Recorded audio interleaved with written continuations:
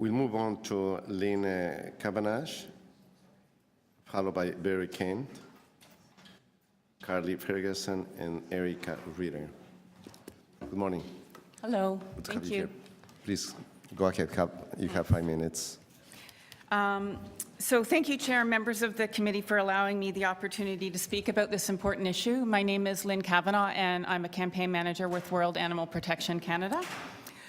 We support the committee's recommendation to uphold the Council's decision to remove the exemption for mobile live animal programs to use prohibited animals.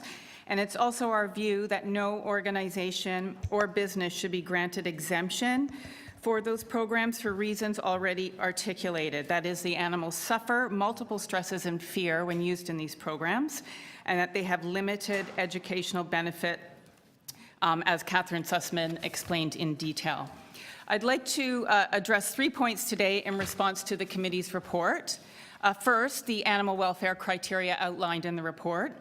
Second, the conservation concerns associated with the keeping of wild animals in captivities as pets and for use in mobile live animal programs. And third, the decision by the committee to adopt a prohibited animal list approach rather than the positive list approach. First, on the issue of animal welfare. The criteria of good animal care and welfare given in the report is insufficient.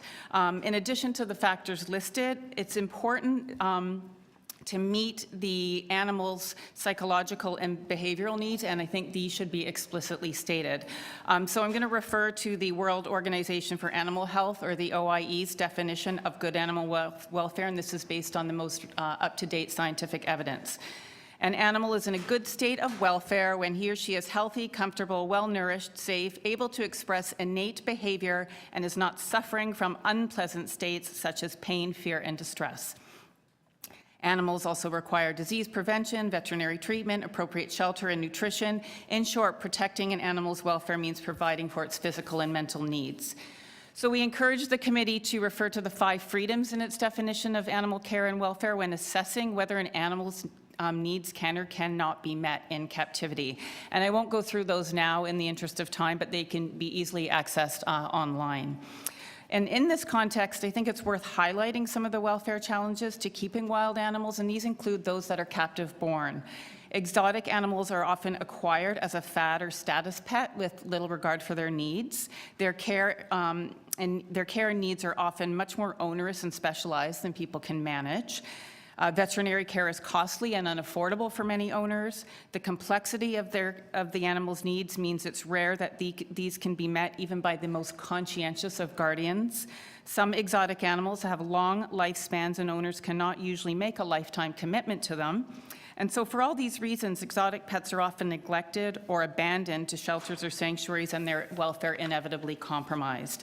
And an additional stress is placed when they're used in educational programs due to the confinement and transport, unfamiliar surroundings, repeated handling, etc.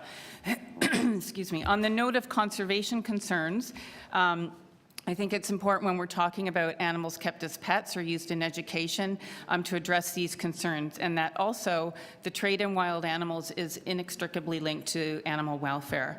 When animals are in transit, they're packed tightly together. Many animals will die before they reach their destination. In captive markets and facilities, they often have disease and poor husbandry, and some die from diseases specifically to the deficiencies in a captive environment. It's often argued that captive breeding protects wild populations from being exploited in the animal trade, but there's compelling evidence to demonstrate otherwise. So, for example, the demand for fresh breeding stock is needed to bolster captive breeding programs, and that will continue. So without strong regulations prohibiting the keeping of exotic animals, the demand for these animals will persist and detrimentally impact wild populations.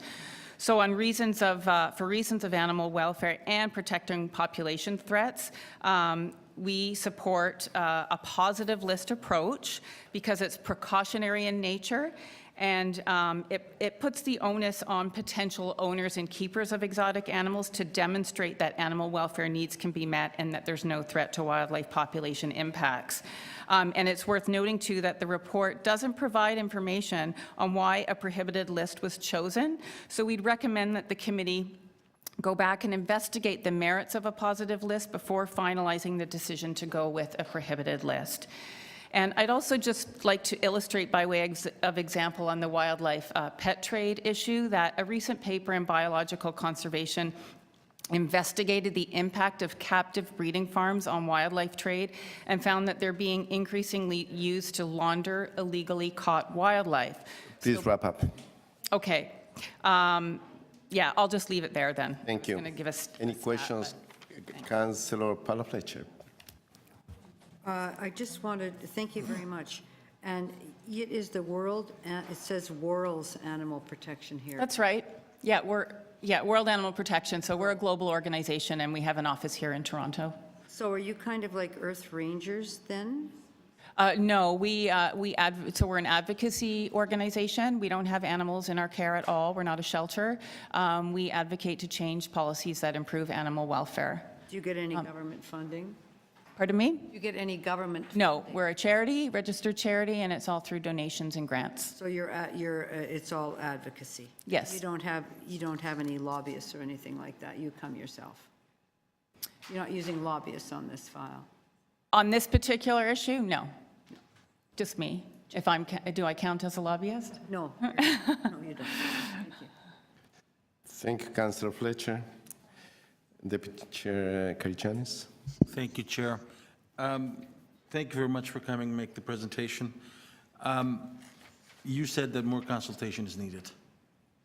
What's that? More You consultation? said more consultation is needed. Did I get that right? Yeah, I think that it would be worthwhile for the committee to look into more detail around the benefits and merits of a positive list approach rather than go forward with a prohibited list, which is in existence now.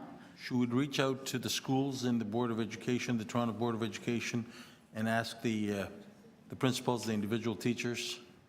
I think that looking at jurisdictions that have already investigated this issue about where there's bans in place and where they have both prohibited, those jurisdictions that have positive lists and why they went in that direction, I imagine that they underwent their own consultations, but also looked at the evidence to show, what's most financially expedient. I mean, it might be more there might be a better less costly rather than using a prohibited list because, for example, with regard to enforcement. Just back up, you've lost me somewhere. Yeah. My question was simple, and through the chair, and I don't want to interrupt you.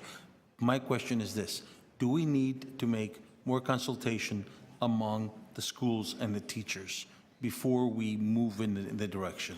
Well, I'm not sure that would I'm not sure what the benefit of that would be. Maybe you could tell me what you're thinking with regard to that. What I think with a positive list is that in terms of enforcement, and the reasons given, the benefits of a positive list, which are the many arguments that people have put forth today, protecting animals, protecting wildlife populations, little education benefit. You're an advocacy group.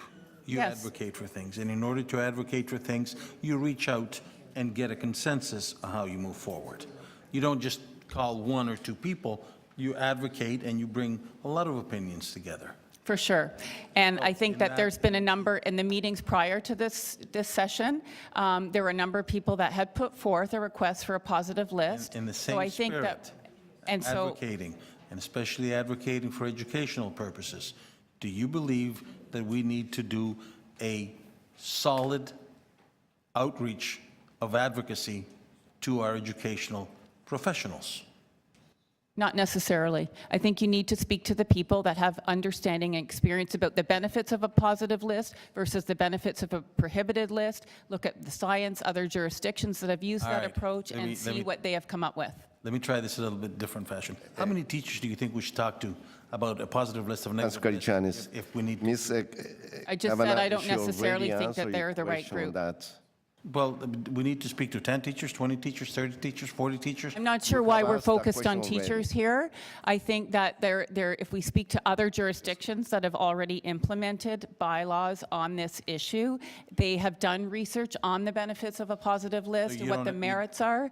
And I think if I was- that would Any other probably be more questions? expedient than doing a sampling of Through the chair teachers. to you, if I was to reach out to you and say, in your advocacy group, how many teachers you think we should consult? Can you help me with a number? Consult about what? The positive list, the negative list, how we interact?